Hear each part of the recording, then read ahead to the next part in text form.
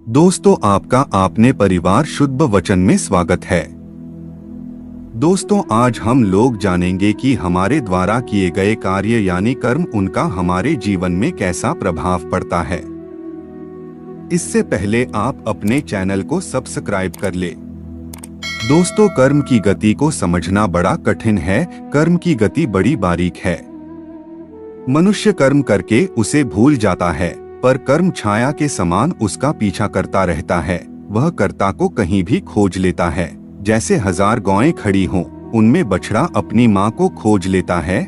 वह अपनी माँ का ही दूध पीता है। दूसरी गाय के नीचे जाएगा तो गाय भी उसे लात मार देगी। वह प्रकृति का नियम है।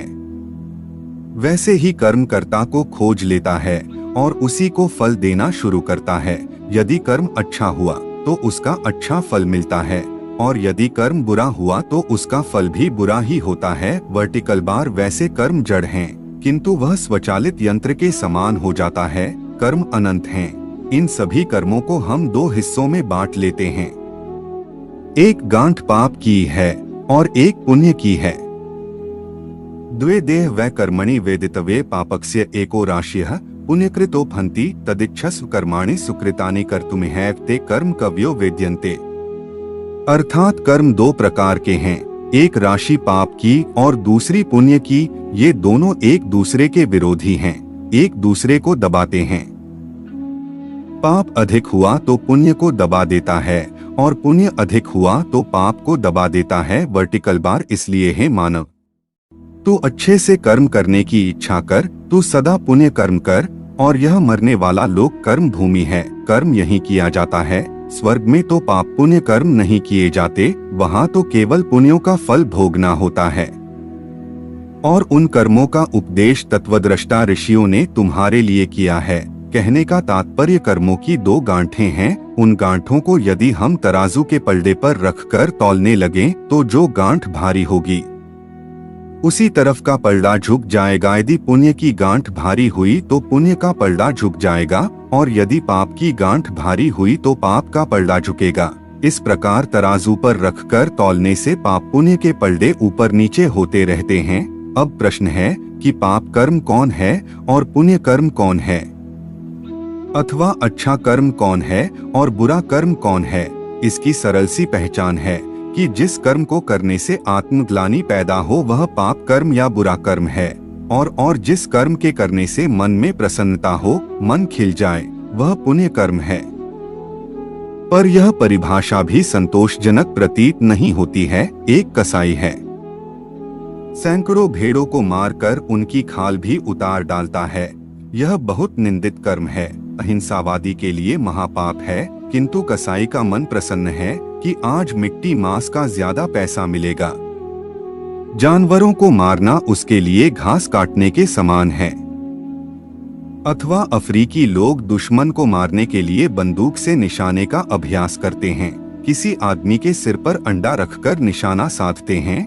अंडा फूट जाए, निशाना सही बैठ जाए तो बड़े प्रसन्न होते हैं।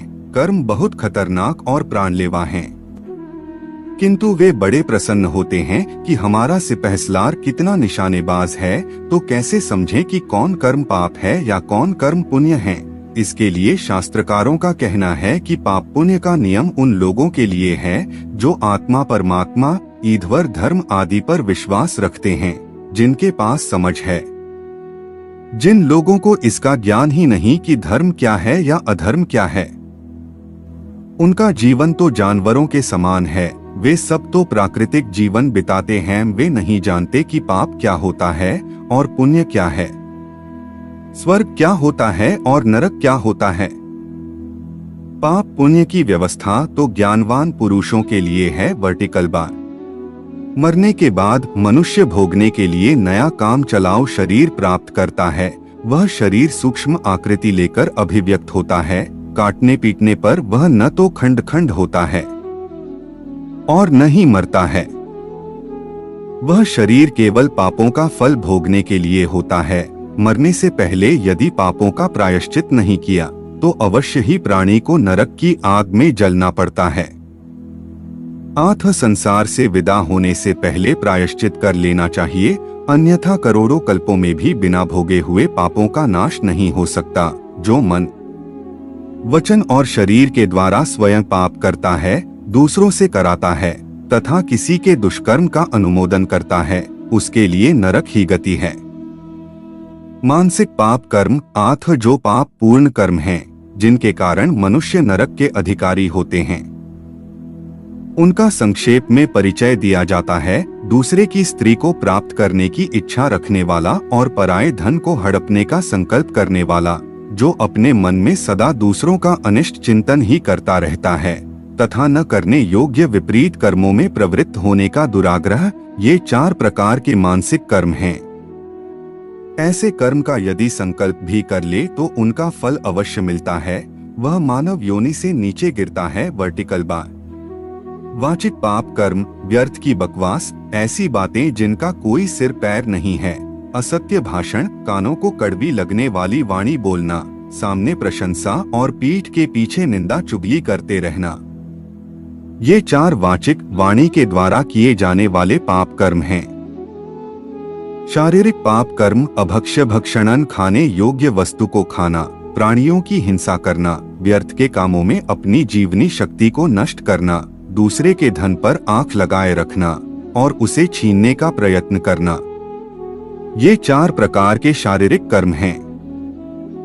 इस प्रकार के ये 12 पाप कर्म बताए गए हैं, जो मन, वाणी और शरीर तीनों साधनों के द्वारा संपन्न होते हैं। साथ ही जो व्यक्ति धर्म को नहीं मानते हैं, ईश्वर पर विश्वास नहीं रखते हैं, वे सब नरकों के सागर में गिरते हैं।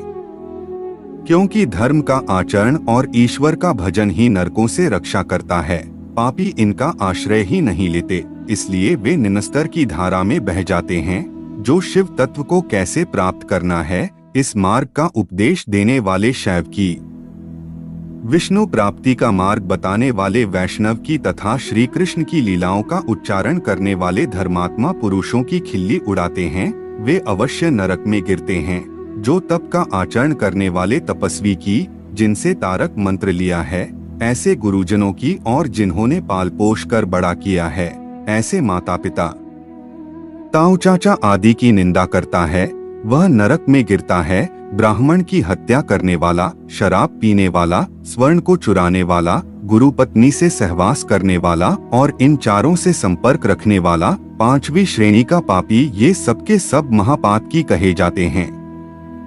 इन सबको नरक में जाना होता है। दोस्तों, आपको वीडियो कैसी लगी कमेंट में जरूर बताएं।